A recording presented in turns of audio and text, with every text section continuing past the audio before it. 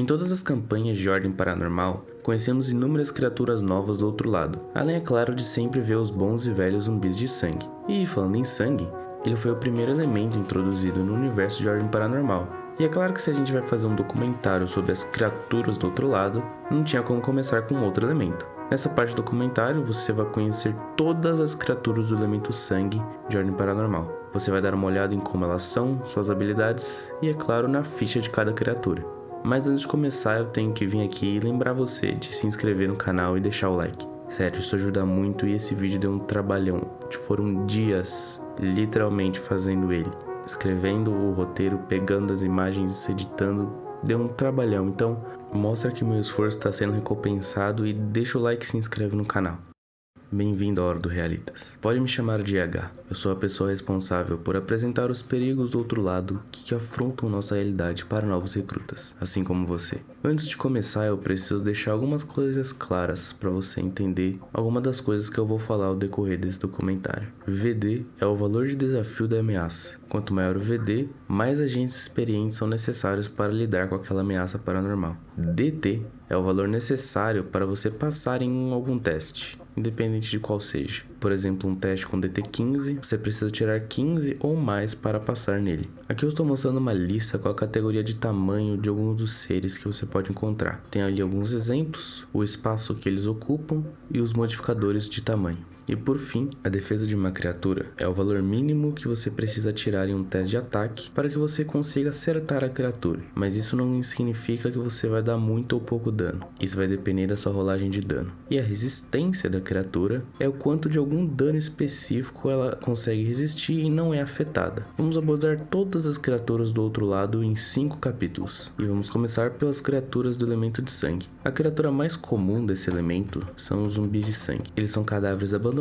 que foram mortos de maneira muito brutal. Toda a pele e os ossos deles se transformam num material gosmento vermelho, seus olhos são destruídos, seus dentes ficam maiores e mais pontudos e suas unhas crescem e se tornam grandes garras. O tempo que leva para um zumbi de sangue se transformar é irregular, depende muito do estado da membrana do local e também do próprio corpo. Mas é possível enfrentar cadáveres que estão no processo de transformar em zumbis de sangue. Eles são mais frágeis por não estarem completamente tomados pelo sangue. Como eu disse anteriormente, zumbis de sangue são cegos. Eles detectam suas presas através dos movimentos da corrente do ar. E isso acontece devido à sua pele exposta e extremamente sensível. Os mais sutis dos movimentos causam dor nos zumbis de sangue e revelam a posição dos seus alvos. E é claro que isso não vale apenas para o zumbi de sangue, e sim para todas as outras criaturas do elemento de sangue. Um zumbi de sangue é totalmente irracional e bestial. Seu VD é 20, e ele é uma criatura de porte médio, ou seja, tem a altura de um ser humano. Para agentes iniciantes, um encontro com um zumbi de sangue pode ser algo inesquecível, causando 2d6 de dano mental com uma DT15. Agentes mais experientes, com 25 ou mais de NEX, são imunes ao dano mental causado pela presença dessas criaturas. Sua percepção é 1d20 mais 10, sua iniciativa é 2d20 mais 5, e a percepção às cegas permite que escuridão e invisibilidade não afetem os zumbis de sangue. Sua defesa é 17, sua fortitude e seu reflexo são 2d20 mais 5, e sua vontade é 1d20 mais 5. Um zumbi de sangue comum tem 45 de vida e fica machucado com 22. Possui 5 de resistência contra dano balístico, impacto e de perfuração, e 10 de resistência contra dano de sangue. E sua vulnerabilidade é o elemento de morte, assim como para todas as outras criaturas que vamos falar nesse documentário. Zumbis de sangue têm 2 de agilidade,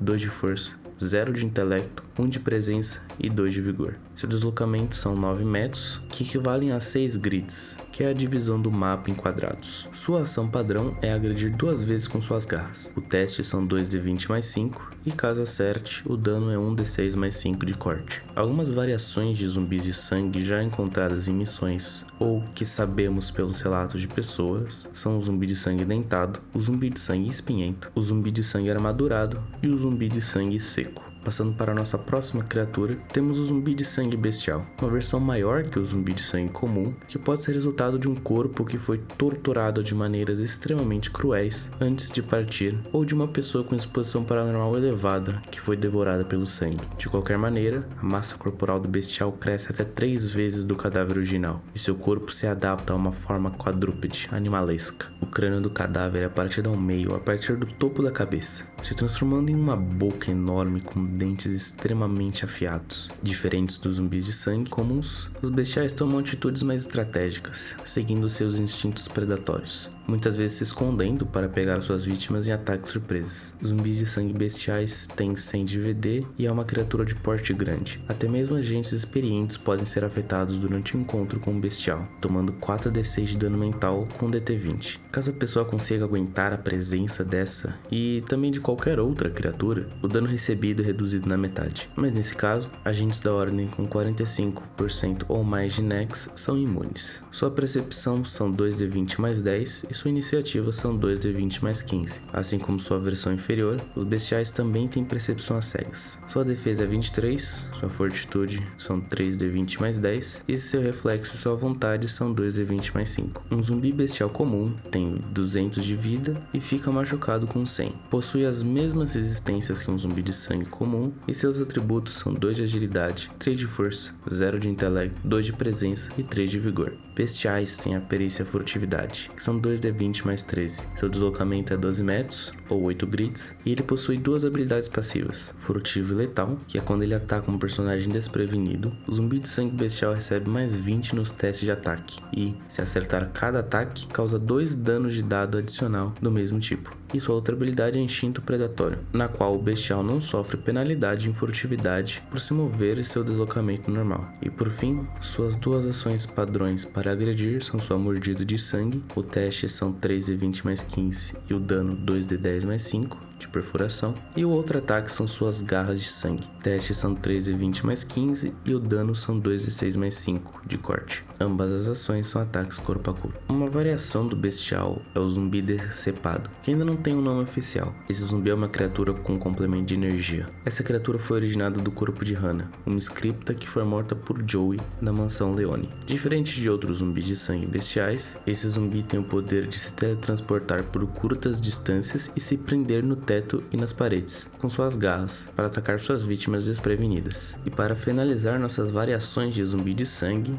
temos o Titã de Sangue, com mais de 4 metros de altura, uma massa corporal de sangue endurecida e uma boca capaz de desfigurar suas vítimas. O Titã de Sangue se manifesta em lugares que ocorreram massacres, a partir de amontoados de corpos ou de pessoas com exposição paranormal extremamente elevada. Seu VD é 220 e seu porte é de uma criatura colossal. Apenas agentes com Nex 70% ou mais não sofrem com a presença do Titã de Sangue. Aqueles com Nex inferior que 70 sofrem 7d6 de dano mental, e a DT para receber metade do dano é 30. Sua percepção é 1d20 mais 15 e sua iniciativa são 2d20 mais 10. Os Titãs de Sangue, assim como todas as outras criaturas de sangue, possuem percepção às cegas. Essas criaturas têm 35 de defesa. Sua fortitude são 4d20 mais 15, seu reflexo são 2d20 mais 10 e sua vontade são 1d20 mais os 10. Um Titã de Sangue comum tem 550 pontos de vida e fica machucado com 275 de vida. Eles têm 20 de resistência a dano balístico, impacto, perfuração e sangue. Seus atributos são 2 de agilidade, 5 de força, 1 de intelecto, 1 de presença e 4 de vigor. E seu deslocamento são 12 metros, ou 8 grids. A habilidade Sede de Sangue permite que os ataques de um titã causam mais 4d6 de dano de sangue para alvos que estejam sangrando ou machucados. Suas ações padrões de agredir são sua mordida, o teste são 5d20 mais 25 e o dano são 4d12 mais 10 de perfuração,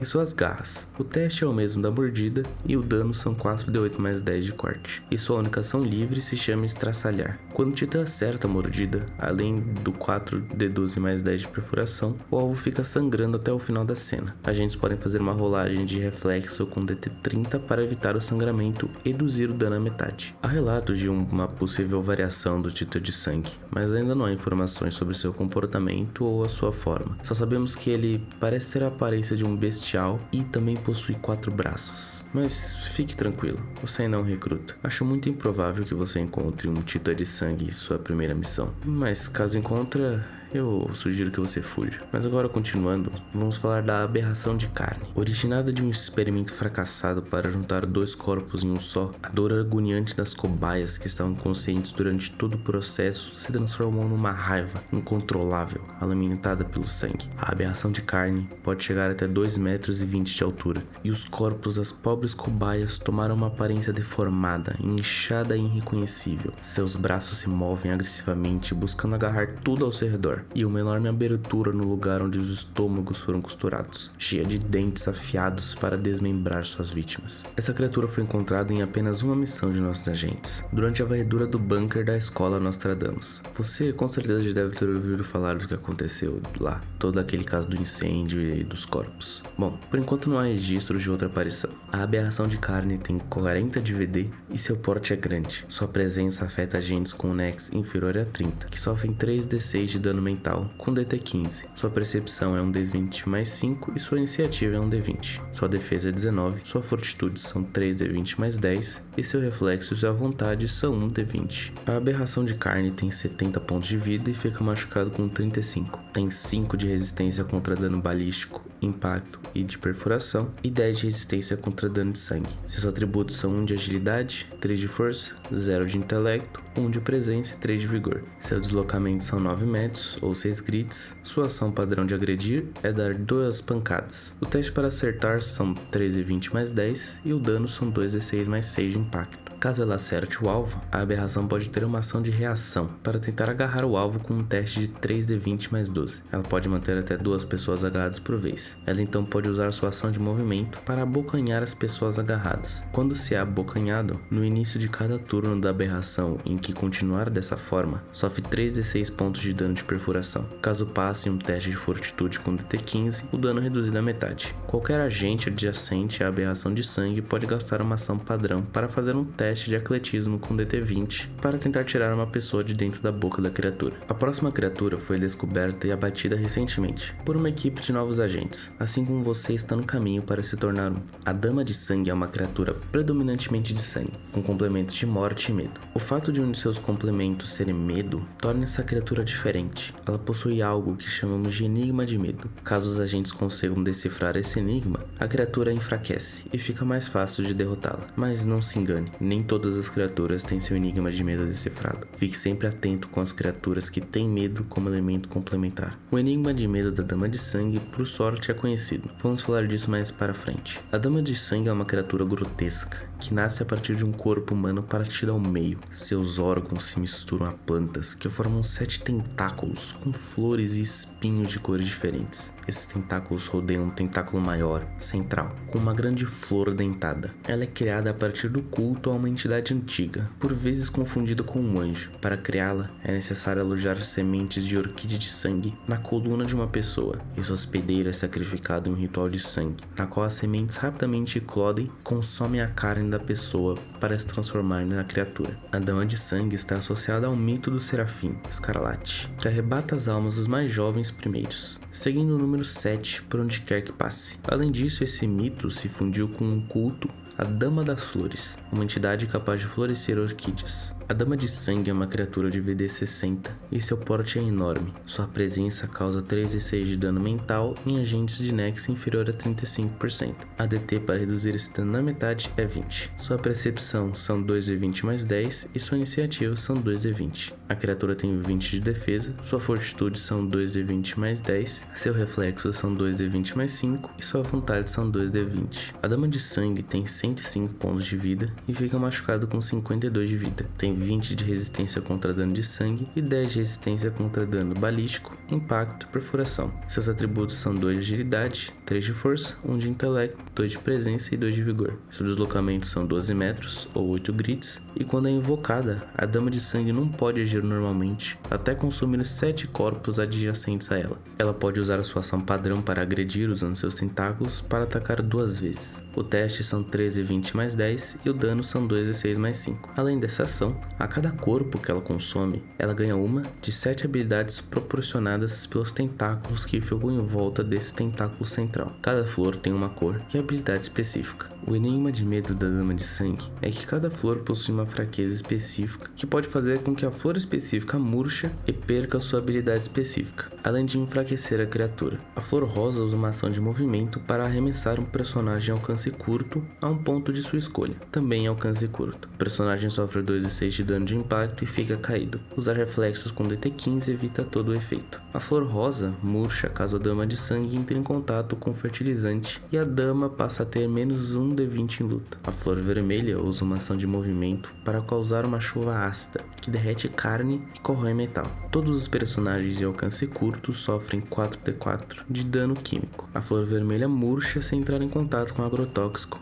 e a dama reduz sua resistência a dano em 5. A flor amarela usa uma ação de movimento para disparar espinhos em até 3 alvos de alcance médio. Cada alvo sofre 2d8 de dano de perfuração. Usar reflexos com DT15 reduz o dano à metade. A flor murcha se a dama sofrer 10 pontos de dano de fogo em um único efeito, e a dama passa a ter menos 1d20 em reflexo. A flor roxa usa uma ação de movimento para emitir um grito devastador, que afeta a mente e causa confusão em todos os personagens de alcance curto. Usar vontade com DT15 evita. Caso falhe no teste, o personagem pode repeti-lo no final de seu turno. A flor roxa murcha se a Dama de Sangue entrar em contato com o bulbo de Pravo purpuris, uma planta roxa que cresce em algumas pedras, e a dama passa a ter menos 1d20 em vontade. A flor azul usa uma ação padrão para expelir um miasma fétido, que contamina o ar e deixa todos os personagens de alcance curto enjoados por 1d4 mais 1 rodadas. Usar fortitude com DT15 reduz a 1 rodada. A flor azul murcha se a Dama de Sangue sofrer dano de eletricidade ou de energia, e a dama tem seu deslocamento reduzido em 6 metros. A flor verde usa uma ação padrão para penetrar seus tentáculos no solo e escolher um personagem de alcance curto para agarrá-lo. Para soltarem esse personagem, é necessário destruir os tentáculos. Eles são acertados automaticamente e têm 20 pontos de vida. A flor verde murcha se for molhada em água corrente, e a dama tem sua defesa reduzida em 5. E por fim a flor laranja, que usa uma ação de movimento para hipnotizar um personagem, fazendo com que o mesmo tenha delírios de imagens macabras e perturbadoras. Todos os personagens de alcance médio sofrem 1d6 pontos de dano mental. Usar vontade com DT15 reduz o dano à metade. A flor laranja murcha se a Dama de Sangue sofrer 10 pontos de dano de corte de um único efeito, e a dama tem seus pontos de vida totais reduzidos em 20. A próxima criatura não foi encontrada, mas temos algumas informações sobre ela. O aberrado é uma criatura de porte grande, feita de uma massa gosmenta e cinzenta, com várias protuberâncias que se estendem por todo o seu corpo. Eles estão constantemente tentando abrir a própria barriga, que já é aberta, com seus órgãos expostos e dentes pontiagudos nas laterais da abertura, como se fosse uma grande boca em seu tronco. Tudo o que sabemos dessa criatura veio dos relatos da equipe E, que encontrou uma variante da criatura no sanatório de Carpazinha. Eles encontraram um aberrado elétrico, que tem como elemento principal o sangue e o elemento complementar a energia. Sua pele é resistente a ataques físicos, mas parece ser vulnerável a armas de fogo. Ela utiliza da abertura em seu peito para atacar e devorar seus alvos.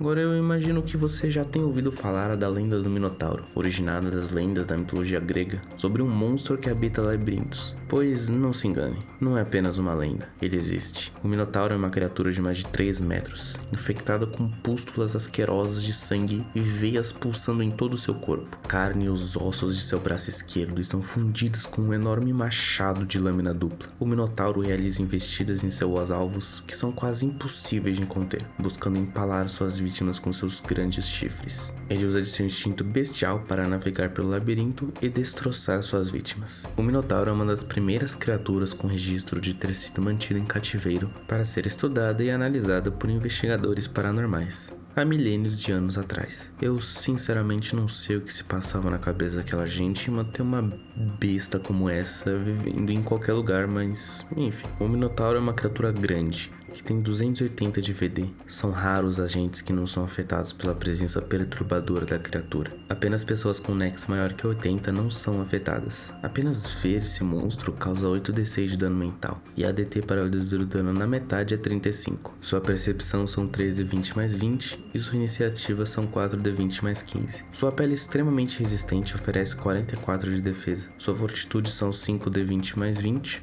seu reflexo são 4d20 mais 15 e sua vontade são 13d20 mais 10. O Minotauro tem 750 pontos de vida e fica machucado com 375. tem 20 de resistência a dano balístico, impacto, perfuração e de sangue. Seus atributos são 4 de agilidade, 5 de força, 1 de intelecto, 3 de presença e 5 de vigor. E ele tem a perícia atletismo, que são 5d20 mais 20. O Minotauro tem deslocamento de 12 metros ou 8 grids e ele pode usar 2 ações padrões de agredir. Uma é com os chifres, o teste são 5d20 mais 30 e o dano são 6d12 mais 20 de perfuração, ou com seu machado 2 vezes. O teste são 5d20 mais 32 e o dano são 4d20 mais 20 de corte. Sua outra ação é uma ação livre, chamada Cravar Chifres. Se o Minotauro acertar uma investida com seus chifres, o alvo fica empalado e passa a ficar agarrado. Nesse estado, ele não pode atacar com seus chifres, e no final de cada turno, a vítima que ainda estiver nos chifres sofre 4d12 mais 20 pontos de dano de sangue. Agora vamos falar de outra lenda, dessa vez de uma lenda da antiga Suméria. O Empap X, ou Empap X, é uma criatura aterrorizante de 4 braços que se originou de uma lenda perdida sobre um prisioneiro de guerra que era obrigado a marcar em sua pele os feitos terríveis cometidos pelo seu soberano. O Empap X pode se manifestar na realidade quando uma pessoa é forçada a passar a vida aprisionada, torturada e sendo constantemente exposta à brutalidade e manifestações paranormais, mas nunca tendo sua vida ceifada. Todo o ódio, a dor,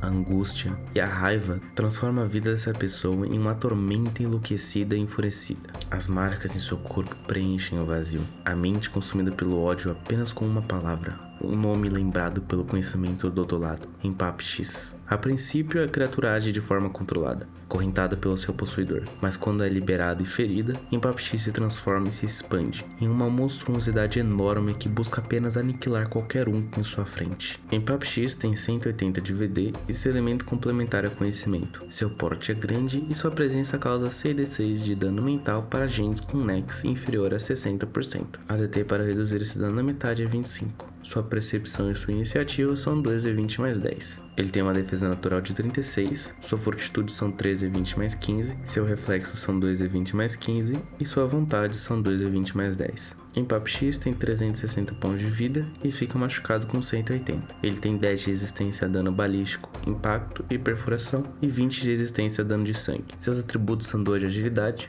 4 de força, 1 de intelecto, 2 de presença e 3 de vigor. Ele pode se deslocar até 12 metros, ou 8 grids. Empap X tem uma peculiaridade. Ele começa o combate como um existido comum, uma criatura de conhecimento que vamos abordar nos próximos capítulos desse documentário. Quando é reduzido a 0 pontos de vida, ao invés de morrer, ele se transforma no Empap. Ele tem 2 ações padrões de agredir. Ele pode dar um socão com cada braço, o teste é 4d20 mais 20 e o dano de cada soco é 2d10 mais 10 de impacto. Ou ele pode usar as correntes para dar 3 golpes em alvos a uma distância curta. O teste são 2d20 mais 15 e o dano são 2d8 mais 10 de impacto. Ele pode usar uma ação livre para acorrentar até 2 personagens simultaneamente de tamanho médio ou menor no qual ele acertou o ataque da corrente. O teste são 2d20 mais 17. No começo de cada turno, o Empap X estrangula cada personagem acorrentado, causando os 4d6 pontos de dano de impacto. Ele também possui 2 ações de reação. A primeira se chama Forma Desencadeada. Quando faz um acerto crítico com um socão ou com uma corrente, ele pode derrubar o alvo ou empurrá-lo 3 metros na direção oposta. Sua outra ação de reação se chama Crescer. A cada socão que ele acerta, ele causa mais 1d6 acumulativos em suas próximas rolagens de dano, até o fim de seu turno. E por fim, ele pode usar sua ação de movimento para fazer com que as marcas de terror marcadas em sua pele brilhem com uma luz dourada, revelando para os personagens de alcance curto as atrocidades eternizadas em sua pele. Esses personagens sofrem 4d6 pontos de dano mental. Um teste com VD 25 reduz dano na metade. Restam apenas 4 criaturas paranormais para vermos. Obviamente existem muito mais tipos de criaturas do elemento de sangue, mas essas são as que temos registro. Durante suas missões, existe a possibilidade de você se deparar com criaturas nunca antes vistas.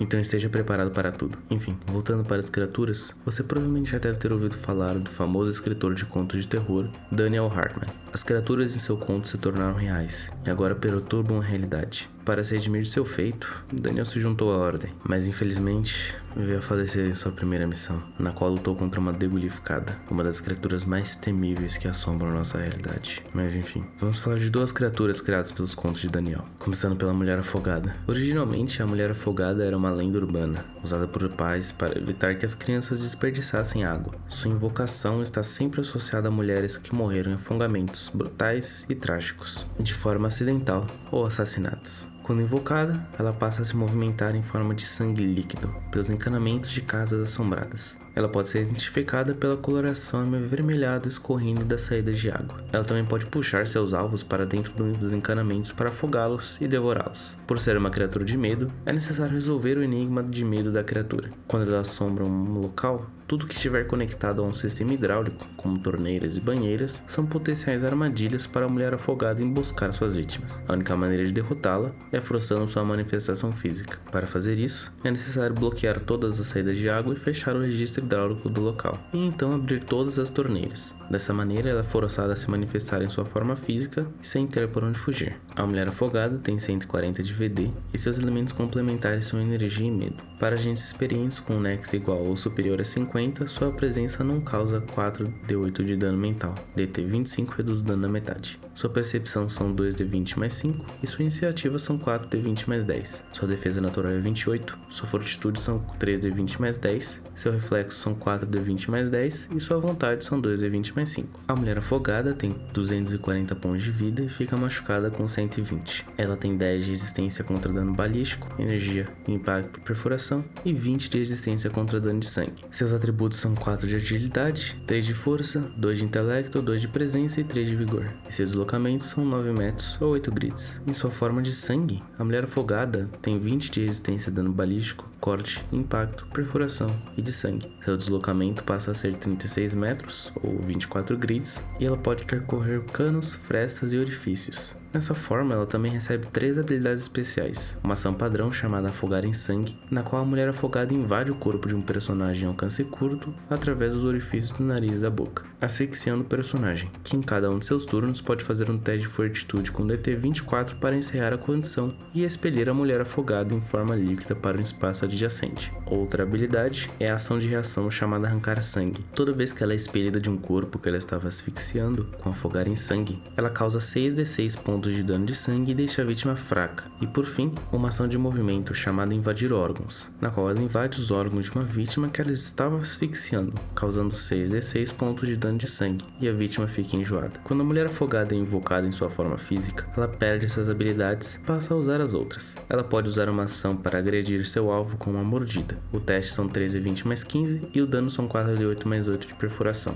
2 golpes com suas garras. O teste são 13d20 mais 15 e o dano são 4d6 mais 6 de corte, ou usar uns jatos de sangue em alvos a curta distância. O teste são 4d20 mais 10 e o dano são 4d8 mais 8 de sangue. E por fim, ela pode usar uma ação de movimento para devorar o corpo de um personagem adjacente a ela que tenha morrido, recuperando 40 pontos de vida. A próxima criatura é a mais famosa de Daniel. Sua última manifestação confirmada ocorreu após Leonardo Gomes ter sido desconjurado, deixando o corpo de um menino chamado Denis Batista vazio, que rapidamente se transformou na criatura. Alguns de nossos agentes lutaram com ela no local, mas ela logo fugiu para os esgotos. Um tempo depois, ela foi encontrada e derrotada em Bariguara, no interior de Mato Grosso. Felizmente, nenhum dos agentes envolvidos faleceu durante a batalha. Pensando agora, o ocultista responsável por manifestar essa criatura auxiliou no abate da mesma. Seu nome é Dante. Você com certeza deve ter ouvido falar dele por aí. Ele é um dos nossos melhores agentes. Tem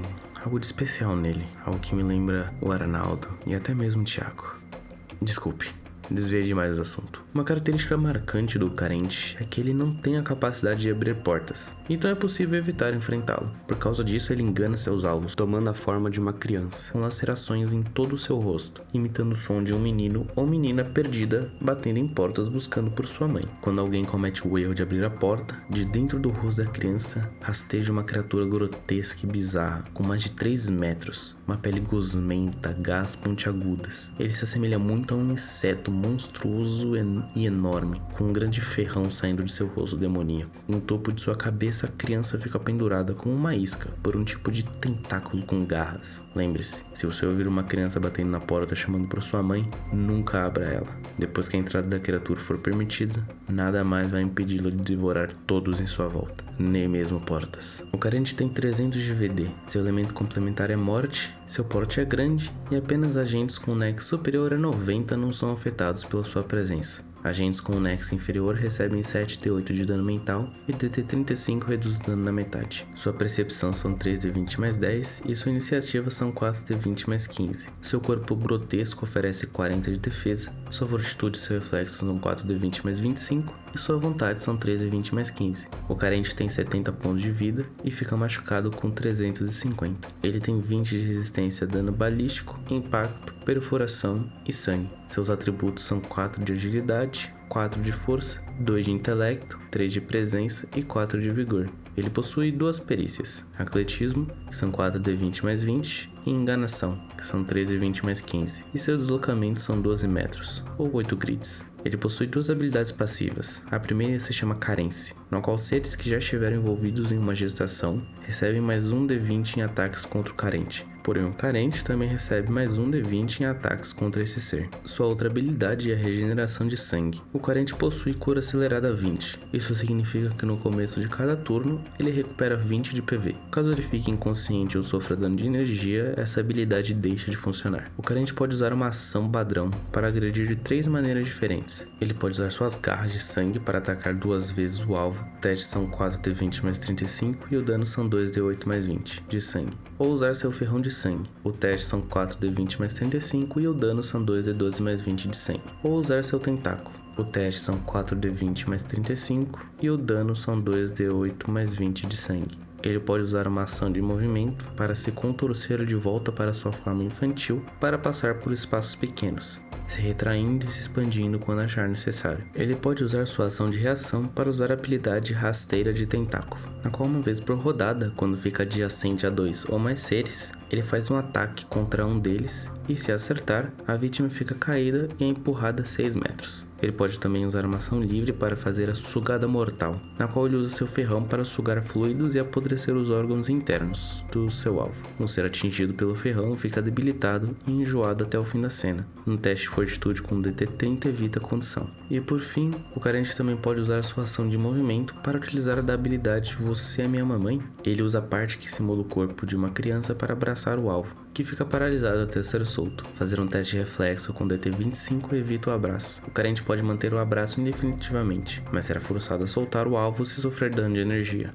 Agora vamos falar de 2 criaturas que temos poucos registros da existência. Nenhum agente hoje vivo já enfrentou uma dessas criaturas, e sendo sincero, a manifestação delas no nosso mundo pode muito bem significar o fim da nossa realidade. Se eu fosse você, rezaria todos os dias para nunca encontrar uma delas. E se você encontrar, reze para que sua morte seja rápida e indolor. A primeira criatura, você já deve ter ouvido falar. Kerberos, cão de 3 cabeças, guardião dos portais do inferno. Uma besta enorme, com mais de 3 metros de altura e 7 metros de comprimento. 6 enormes patas, uma cauda, espinhos e veias saltadas por toda sua pele vermelha e cosmenta. E 3 enormes cabeças com bocas asquerosas e aterrorizantes, uma diferente da outra. Um Kerberos pode ser manifestado em um inferno, uma área completamente tomada pelo sangue, com a membrana devastada graças a brutalidades impensáveis. Assim como na lenda grega, o Kerberos é um guardião que protege a entrada de distorção paranormal dessa região. Enfrentar um Kerberos é desistir da própria vida. Sua bestialidade devastadora estraçalharia nossos agentes mais experientes. Mas ele é uma criatura ilógica e não toma decisões estratégicas, voltando sempre para proteger um ponto específico. O Kerberos é uma criatura enorme, com 340 de VD. Sua presença causa 10d6 de dano mental, com 35 de TT para reduzir o dano na metade. Agentes com Nex igual a 99 são imunes a esse efeito. Sua percepção são 3d20 mais 20 e sua iniciativa são 4d20 mais 15. Seu corpo oferece 46 de defesa,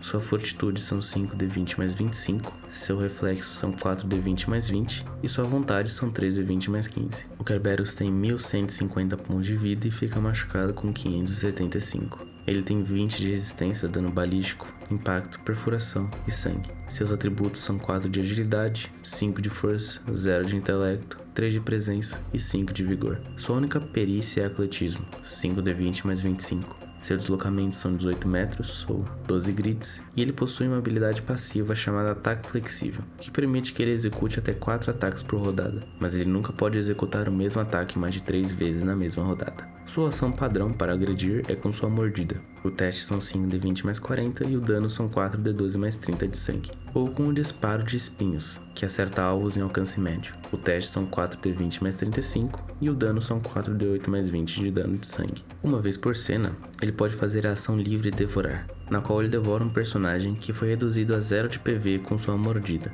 matando-o instantaneamente. A vítima tem direito a um teste de fortitude com 40 de TT para evitar a morte. E por fim, o Kerberos pode fazer uma ação completa, para usar a manobra de derrubar em um personagem até 3 metros. O teste são 5d20 mais 45. Se vencer o teste da manobra, o Kerberos defere 3 ataques de mordida contra o personagem, e o dano aumenta para 4d12 mais 40 de sangue.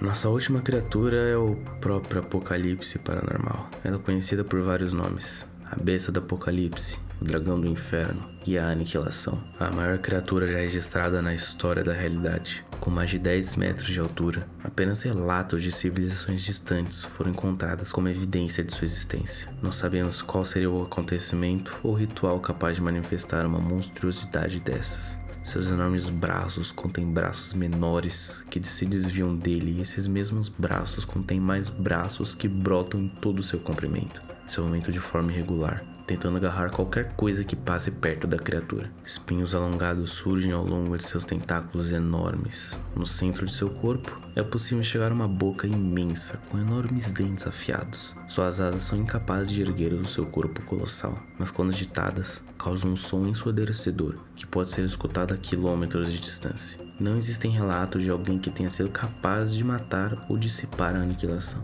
Lendas perdidas sugerem que na verdade ela nunca tenha sido derrotada e está apenas dormente em algum lugar da realidade, aguardando pelo seu despertar. A aniquilação tem 380 de VD e seu elemento complementar é o medo, porém seu enigma de medo é desconhecido. Quando ele for resolvido, a criatura perde sua resistência a dano e sua habilidade Tempestade de Espinhos. Nenhum ser da realidade consegue superar sua presença perturbadora, que causa 9d8 de dano mental e DT 45 para reduzir o dano na metade. Sua percepção e sua iniciativa são 4d20 mais 20. Ele tem 58 de defesa natural, sua fortitude são 5d20 mais 30, seu reflexo são 4d20 mais 25 e sua vontade são 4d20 mais 20. A aniquilação tem 1200 pontos de vida e fica machucado com 600. Ele tem 50 de resistência a dano e seus atributos são 4 de agilidade, 5 de força, 3 de intelecto, 4 de presença e 5 de vigor. Sua única perícia é atletismo, 5d20 mais 20. E seus deslocamentos são 15 metros ou 10 grids. Ele pode usar sua ação padrão para agredir 2 vezes com suas garras. Testes são 5d20 mais 40 e danos são 4d10 mais 30 de sangue,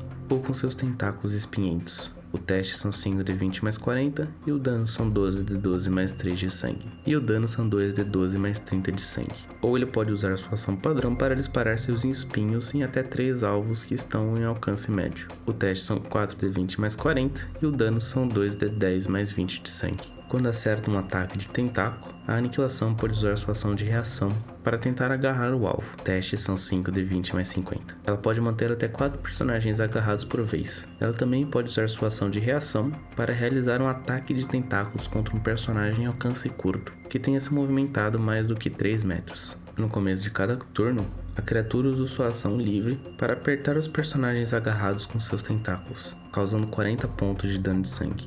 Ela pode usar sua ação de movimento para bater suas asas, criando um som ensurdecedor, que causa 8d6 de dano mental em personagens em alcance longo, e empurra esses personagens 6 metros, ficando atordoados por uma rodada. Um teste de fortitude com DT 40 reduz o dano à metade e evita os efeitos. Ela também pode usar sua ação de movimento para usar a habilidade chamada Estrangulamento Final, na qual ela se desloca 15 metros enquanto seus inúmeros braços agarram e estrangulam personagens no caminho. Cada personagem adjacente à aniquilação durante esse deslocamento fica agarrado e é asfixiado. Reflexo com DT 30 evita. Um personagem agarrado pode gastar uma ação padrão e passar num teste de reflexo com DT 30 para escapar. E por fim, a aniquilação pode gastar uma ação completa para usar sua habilidade Tempestade de Espinhos, na qual ela lança todos os seus espinhos, causando 20d6 mais 20 pontos de dano de sangue em todos os personagens em alcance médio. Um teste de reflexo com DT 40 reduz o dano na metade.